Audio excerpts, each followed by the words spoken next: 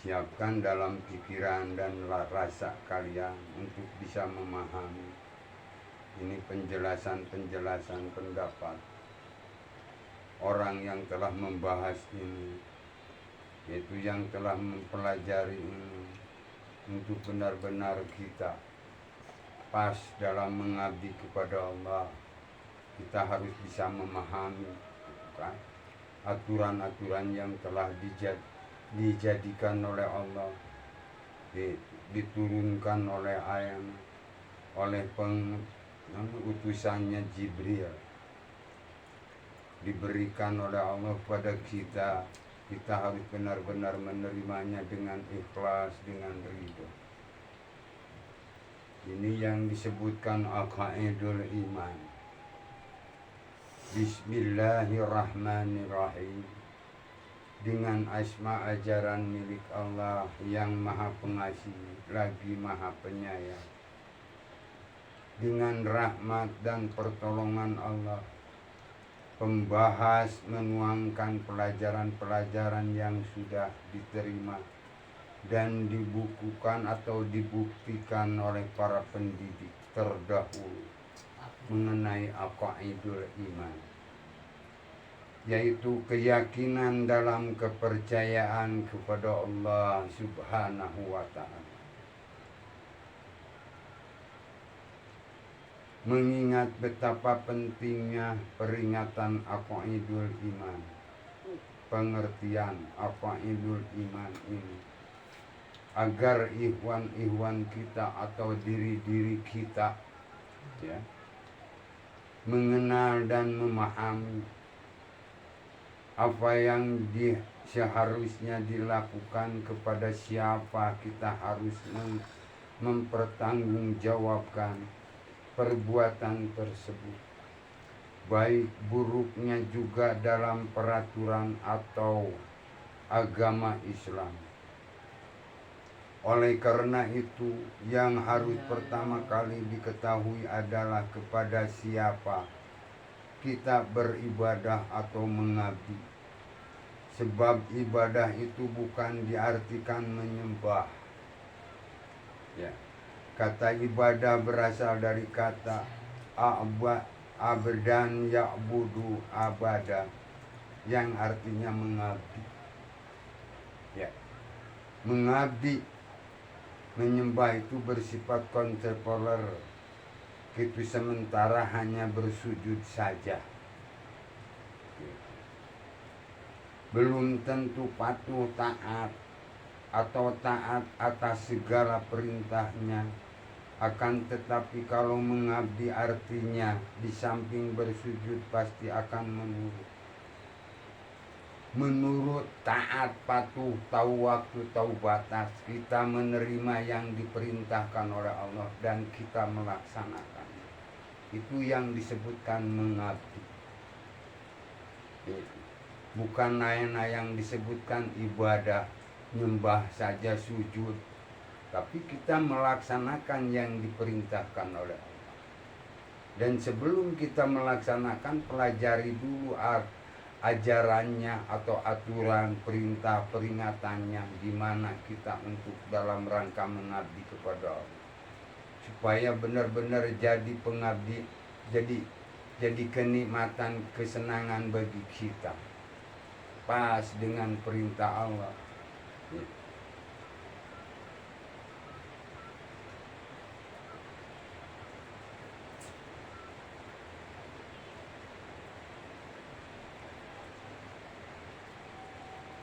Kalau mengabdi artinya di samping bersujud pasti akan menurut, patuh akan segala larangan dan segala perintahnya. Ini disebutkan larangan yang tidak bolehkan oleh Allah. Seperti sering kalian mendengar di surat-surat yang lain, di ayat-ayat yang lain, kita tidak diperbolehkan untuk mendatangi mereka, apalagi sampai duduk bersama mereka, ngobrol sana ngobrol sini. Dan kalian di surat lain, janganlah kalian seperti mereka, Janganlah kalian mengikuti mereka kebiasaan-kebiasaan yang menolak aturan Allah, membuat aturan sendiri. Firman Allah dalam Al-Quran surat Al-Imran ayat 102. Ittaqullaha haqqa tuqatihi wa la tamutunna illa wa antum muslimun. Bertakwalah atau taat patuh, tahu waktu, tahu batas, sebenar-benarnya takwa. Janganlah kau tinggal mati sebelum kamu berserah diri. Ini yang disebutkan berserah diri. Kita benar-benar rela hanya Allah Tuhan kita. Segala sesuatu yang terjadi pada kita, kita menyerahkan kepada Allah. Jangan coba-coba kita menghakimi diri kita atau menghakimi sendiri. Serahkanlah kepada Allah. Karena ini kan mungkin kita bisa menghukumi, terkecuali menghukumi diri kita, agar kita bisa memperbaiki dari keburukan kita, dari kesulitan kita bisa menjadi kemudahan. Kita itu yang harus bisa menghukumi diri kita sendiri. Seburuk apapun, sejelek apapun mereka, kita tidak ada hak untuk menghukumi mereka. Biarkanlah mereka, kata, serahkan kepada. Yang harus dilihat, yang harus diperhatikan adalah diri kita. Itu janji kita sudah mengucapkan 2 kalimat syahadat. Kita akan mengabdi kepada Allah. Asyhadu an la ilaha illallah. Tiada Tuhan selain Allah. Itu kan.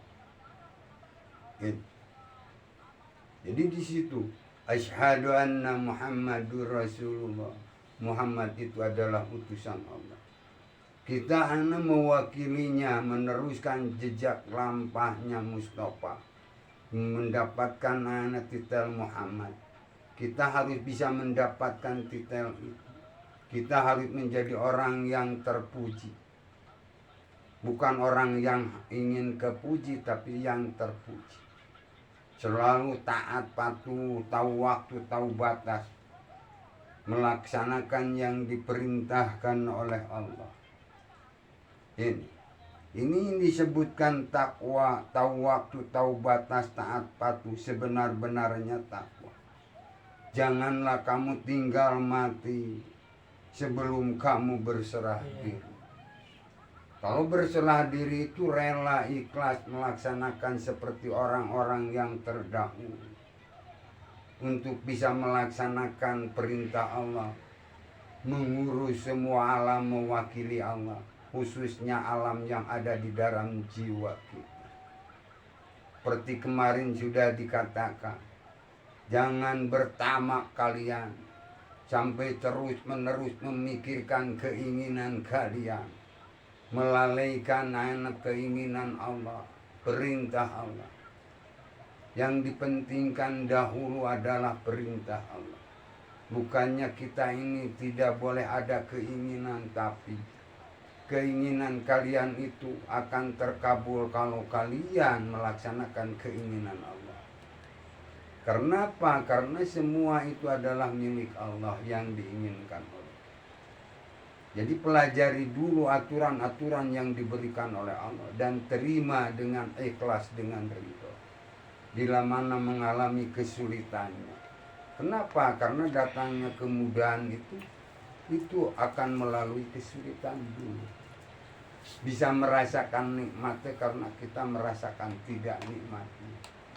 Dalam rangka kita berusaha untuk bisa mempelajari aturan memang sulit.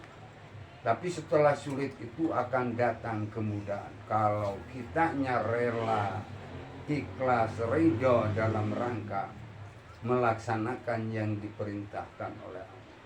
Untuk bisa mewakili Allah mengurus semua. Khususnya ada yang ada di dalam diri kita ini. Alam rasa, alam pikiran, alam penglihatan, alam pendengaran, alam pembicaraan, semua harus sesuai berjamaah karena aturan Allah.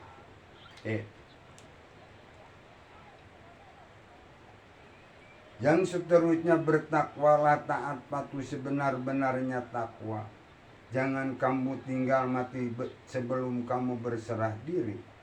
Kunci pertama dalam melaksanakan pengabdian sesuai dengan al-hadis. Awal wajibil ala insani huwa ma'rifatul ma'budi qoblal ibadah. Pertama kali diwajibkan kepada manusia adalah tahu atau mengerti kepada yang diibadahinya. Berdasarkan hadis tersebut, maka memasuki agama Islam itu syarat utamanya adalah iman. Bagaimana kita bisa yakin iman kepada Allah kalau kita tidak tahu dan tidak mengenal betul apa dan siapa Allah itu?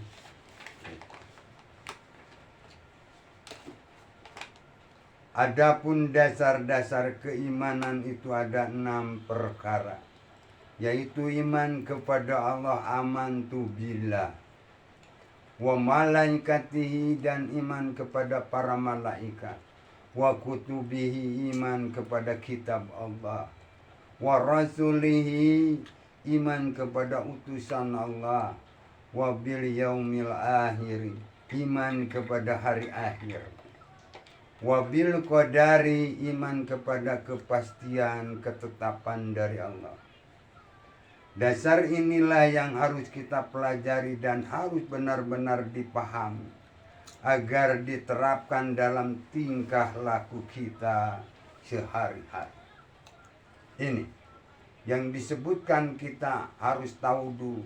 Kalau benar iman kepada Allah, kita berusahalah untuk bisa menerima yang diturunkan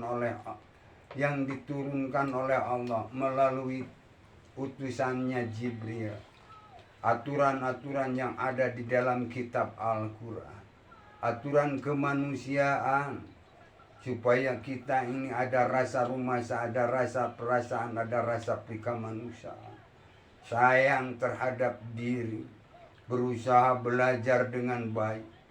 Karena kita nggak akan mungkin bisa menyelamatkan diri kalau kita bodoh. Tapi kita kalau pintar, insya Allah kita akan bisa menyelamatkan diri kita.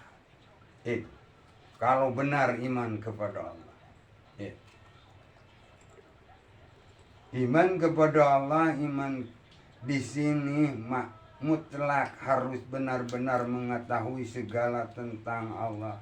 Kita lihat dalam kalimat di bawah, Bismillahirrahmanirrahim. Dalam kalimat al-basmalah ini mengandung pengertian yang sangat mendalam tentang mengenal siapa dan apa itu Allah. Kita gali dan berterjemahkan secara ma'rifat. Huruf B adalah haraf jar yang berarti bisa dengan, bisa atau, bisa juga oleh. Adapun ismi bisa diterjemahkan nama, juga bisa diterjemahkan ajaran kalau dilihat dari kedudukan kalimat. Ya, bismi mudhof ilah, kan, mudhof ilahi, mudhof ilah. Ya. Jadi kalau diterjemahkan secara harfiah adalah atas nama Allah atau dengan nama ajaran Allah. Dengan ajaran Allah yang Maha Pengasih dan Maha Penyayang. Jadi yang Maha Pengasih dan Maha Penyayang itu adalah ajarannya, sedangkan Allah adalah pemiliknya, yakni pemilik Rahman dan Rahim. Kalau dilihat dari sudut pandang ilmu mantik, ilmu ketuhanan atau ketahuidan, yakni al pada lillahi adalah alif mutakalim wa'da dan lam limiliki. Menurut keterangan al-hadis, Allahu ismu lidati wajibil wujud. Artinya adalah Allah itu nama zat yang wajib adanya. Sifat zat itu adalah Ar-Rahman, pemilik yang maha pengasih. Ar-Rahim, pemilik yang maha penyayang. Jadi yang maha pengasih juga yang maha penyayang semua milik Allah.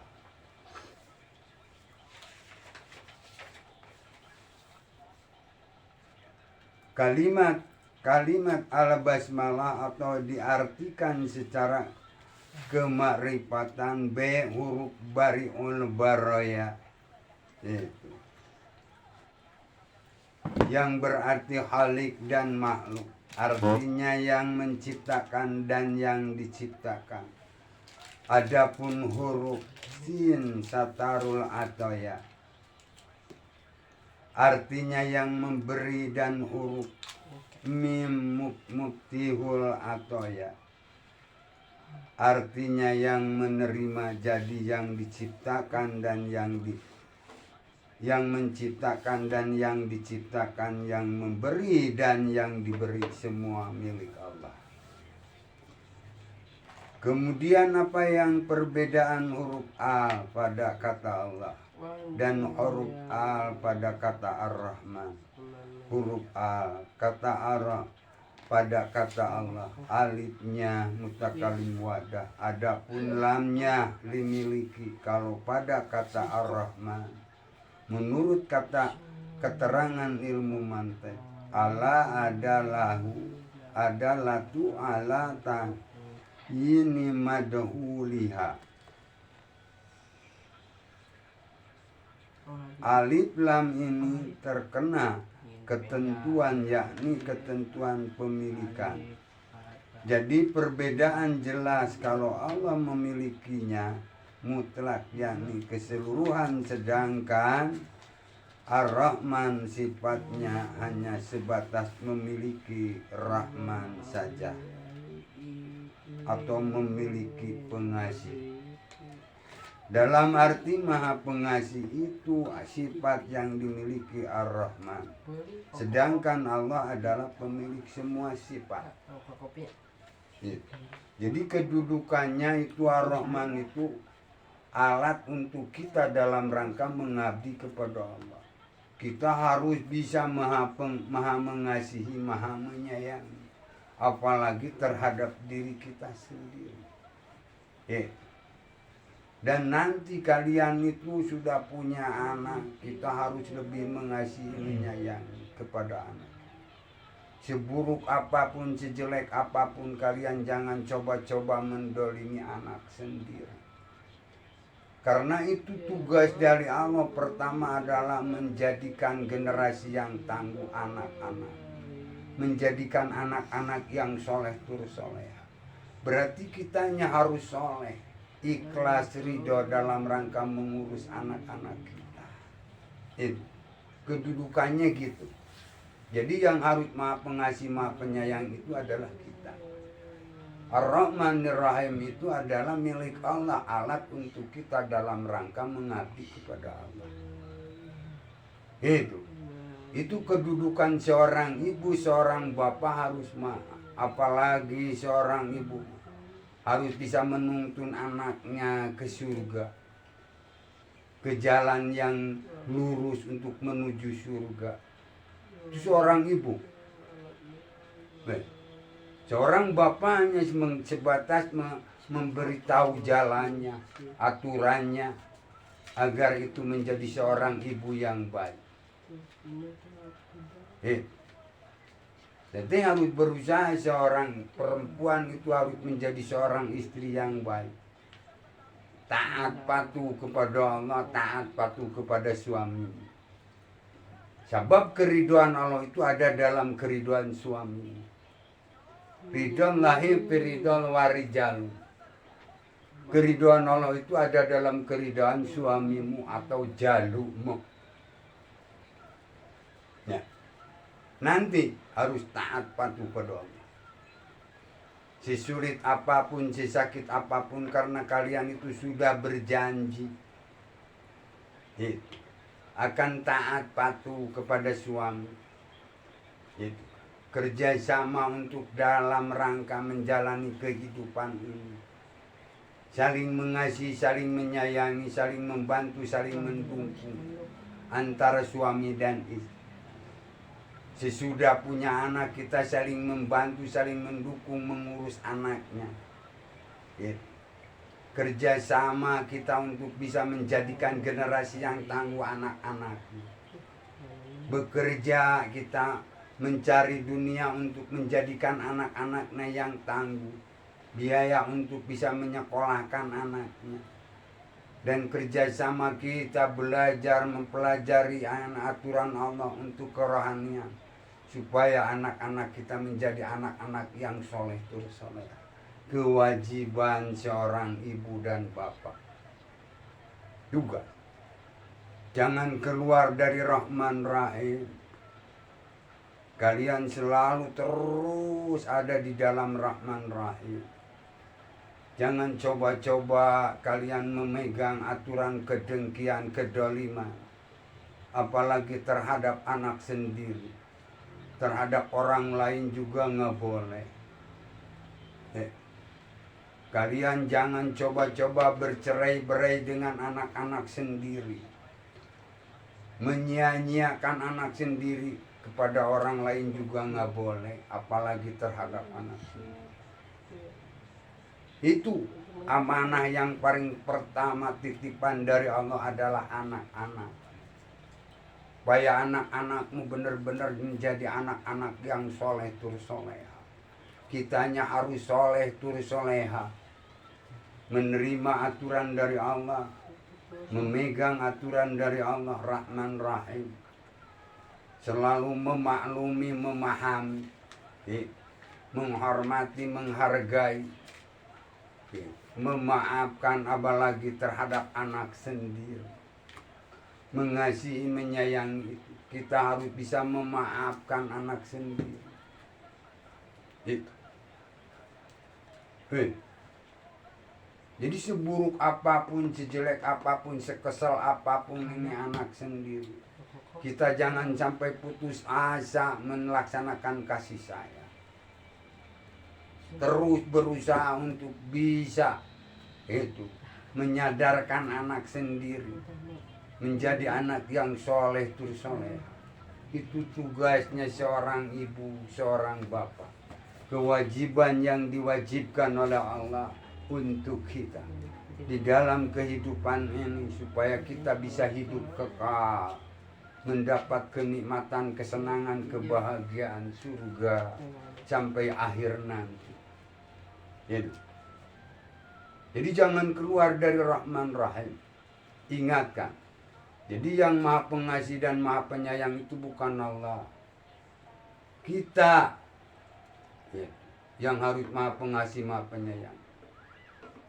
Jadi sesakit apapun, sesulit apapun, jangan coba-coba kalian mendolimi diri sendiri, mendolimi anak-anak sendiri. Masya Allah. Ingatkan di sini suatu pelajaran dari Allah. Ini akan diteruskan lagi nanti oleh kalian. Abah ini hanya memberi dasarnya agar kalian membaca enggak sia-sia. Kalian mempelajari ini supaya kalian bisa mengasihi, menyayangi diri kalian. Berusaha untuk bisa keluar dari kesulitan, berusaha untuk bisa keluar dari kebodohan. Selalu darosa mempelajari. Darosa itu asal katanya dari mempelajari. Bukan hanya sebatas belajar, tapi mempelajari. Ajaran-ajaran yang diberikan oleh Allah. Kita harus gimana di selama kita kehidupan ini. Supaya kita bisa mendapatkan ketenangan, kesenangan yang kita inginkan. Jangan coba-coba melalaikan ini aturan dari Allah. Hanya sebatas terus memikirkan keinginan kalian. Kalian akan menjadi ahli neraka jahim. Karena kalian melewatkan aturan dari Allah sampai kalian meninggalkannya. Terus menerus rasa, pikiran, penglihatan, pendengaran, pembicaraan hanya dipakai untuk melaksanakan keinginan sendiri. Sampai kamu melupakan kewajiban kita menerima aturan dari Allah. Boro-boro belum melaksana, walaupun sudah terlaksana nggak akan menjadi kenikmatan. Kalau kalian meninggalkan aturan Allah, memakai aturan pribadi atau aturan sendiri. Ini. Jadi cobalah kalian berusaha gitu, untuk bisa membukakan mata hati kalian. Kalian bersihkanlah jiwa-jiwamu dari kotoran-kotoran keburukan-keburukan hati kalian. Kurbankanlah kebiasaan. Itu. Karena kita ini sudah mendengar di surat pendek yang 3 ayat. Allah sudah mengatakan di dalam surat, Inna a'tainakal kautsar. Sesungguhnya kami ini sudah memberimu banyak. Fasholli lirabbika wanhar. Maka masuklah kalian kepada program Robmu. Aturan-aturan yang ada di dalam Al-Quran, yang dibawa oleh malaikat Jibril untuk disampaikan kepada kita, yang diberikan oleh Allah. Berusahalah kita untuk bisa menerimanya dan mempelajarinya dengan baik. Ajaran-ajaran kemanusiaan yang ada di dalam Al-Quran. Bukan hanya diaku saja kitab kita adalah Al-Quran, tapi boro-boro dipelajari, dibaca juga enggak. Oh, sampai-sampai bacanya juga enggak bisa. Umat kalian nanti, anak-anak kalian harus bisa membacanya, supaya bisa mempelajarinya. Kalau belum bisa bacanya, sulit kita untuk bisa mempelajari.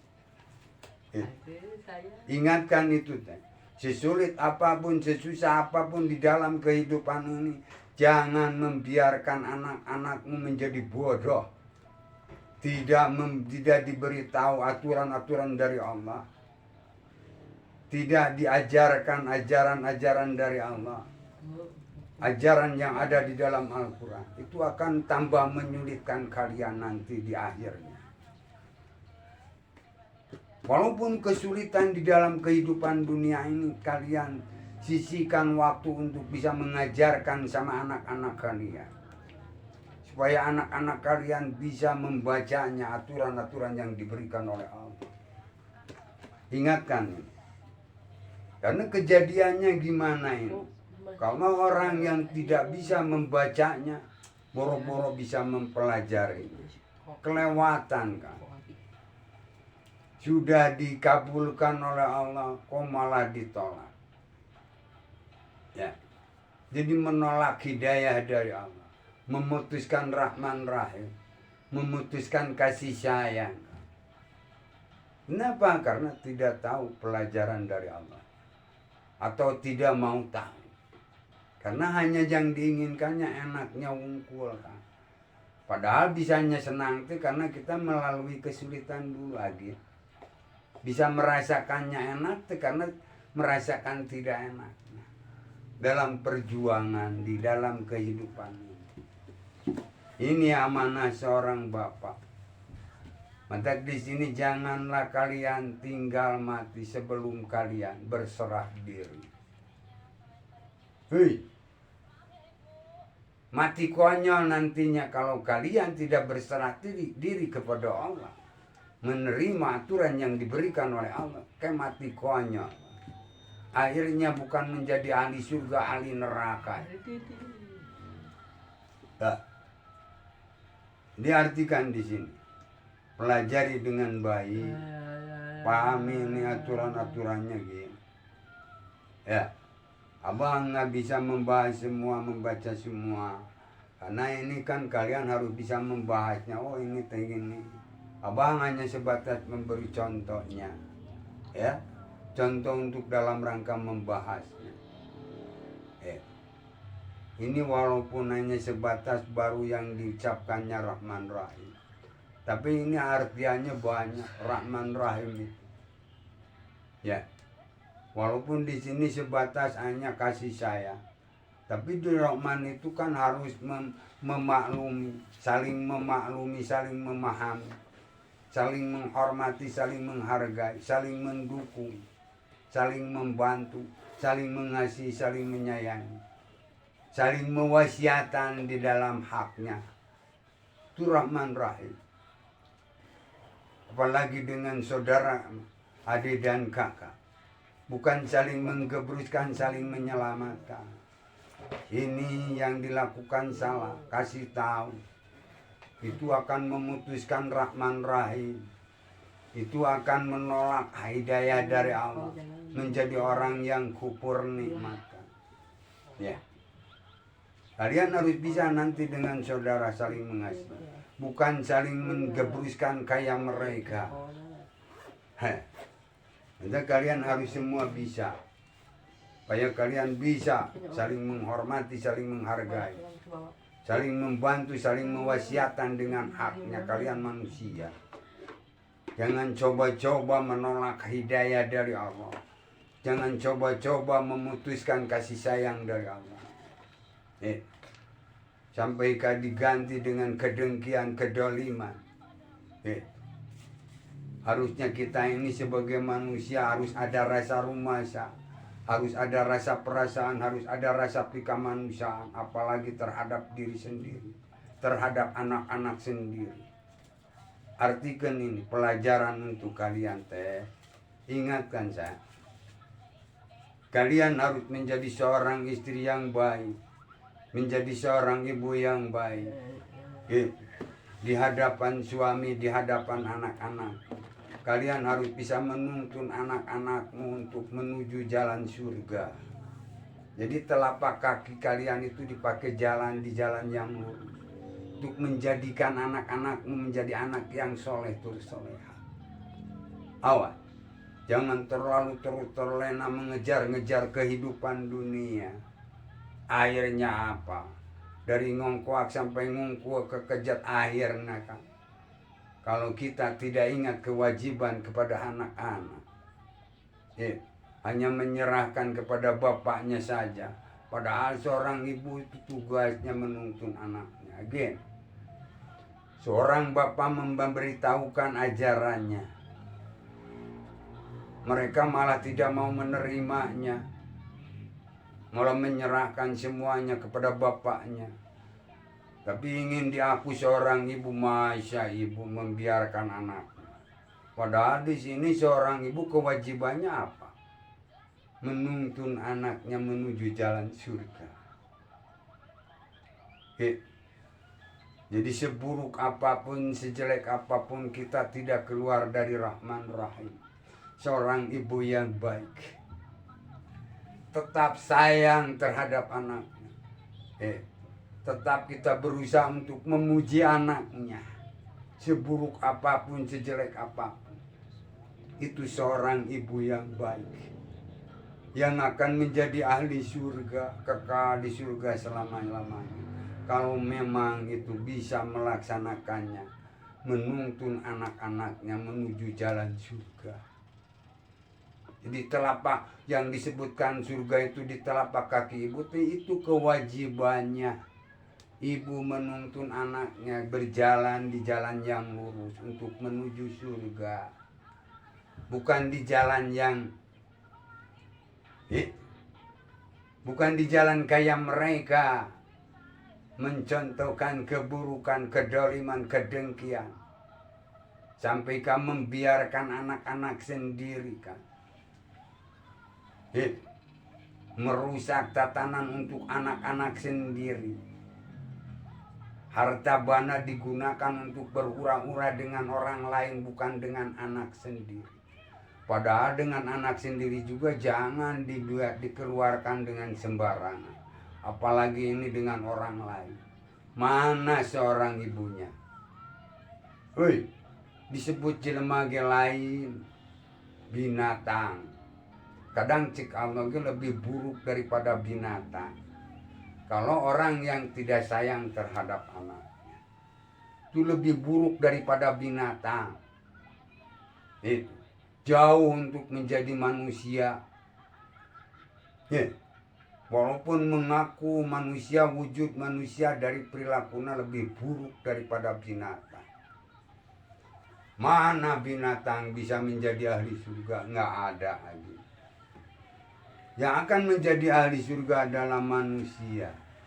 Manusia yang ada rasa rumasa, ada rasa perasaan, ada rasa kemanusiaan. Sayang terhadap dirinya, sayang terhadap anak-anak. Sesulit apapun, sesakit apapun, dia tidak membiarkan anaknya, tidak membenci anaknya, tidak mendolimi anak-anaknya. Itu seorang ibu yang baik. Ya, ini tugas kalian, pelajaran untuk kalian. Segitu dulu.